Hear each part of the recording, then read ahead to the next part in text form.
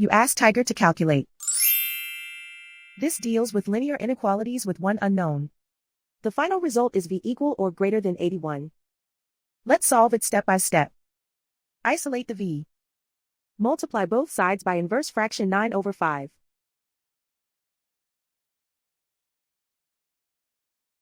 Group like terms.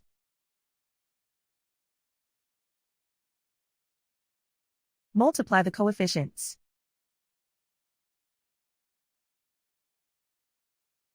Simplify the fraction.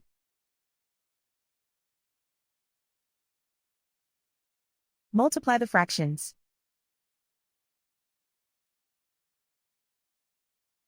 Simplify the arithmetic.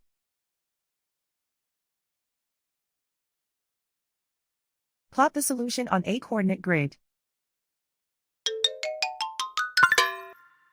And so the final result is v equal or greater than 81.